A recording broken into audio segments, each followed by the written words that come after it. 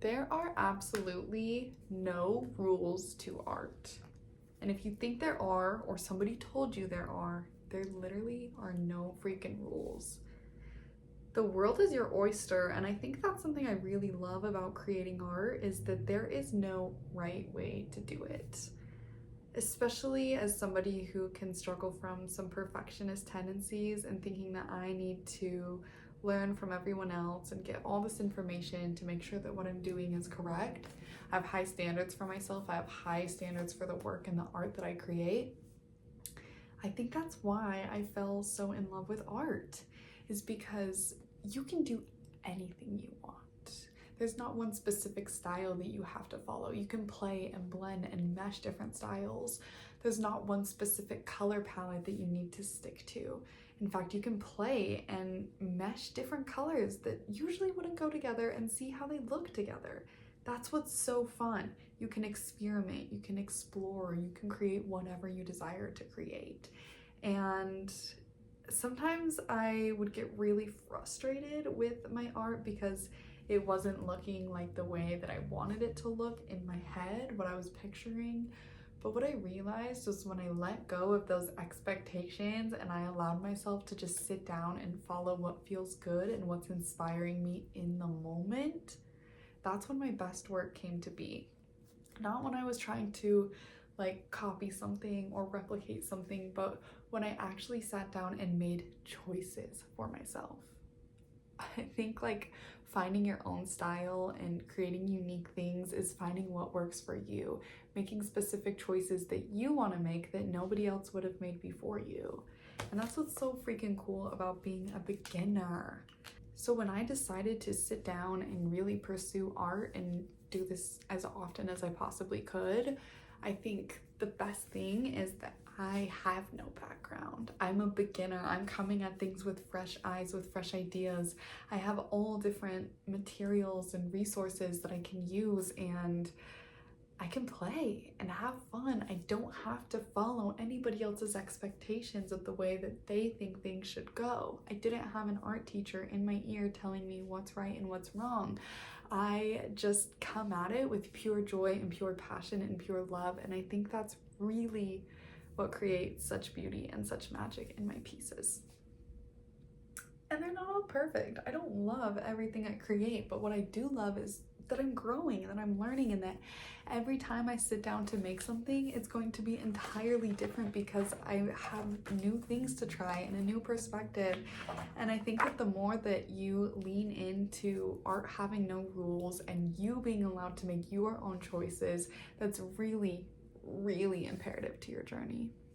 I know this through dance. I know this through other things. Like how I got so good at pole is I learned to freestyle. I learned to make choices and just try things out and see what would happen if I did this. And I want to just hammer home how important that is, to look at every creative avenue in your life through that lens, through a lens of curiosity, through a lens of what choice do I want to make today? Even if it's not the choice that you would usually make. Even if it's not the choice that people in your field or people that do the same style as you or your parents or your teachers would choose to do so. No, do what you want to do. Try new things, okay? That's the whole thing. I've been doing little daily doses of The Creative Act by Rick Rubin, and I wanted to do one here for you today. Interference may also come from the voices within, the ones in your head that murmur, you're not talented enough, your idea isn't good enough, art isn't a worthwhile investment of your time, the result won't be well received, you're a failure if the creation isn't successful. It's helpful to turn those voices down so you can hear the chimes of the cosmic clock ring, reminding you it's time, your time to participate.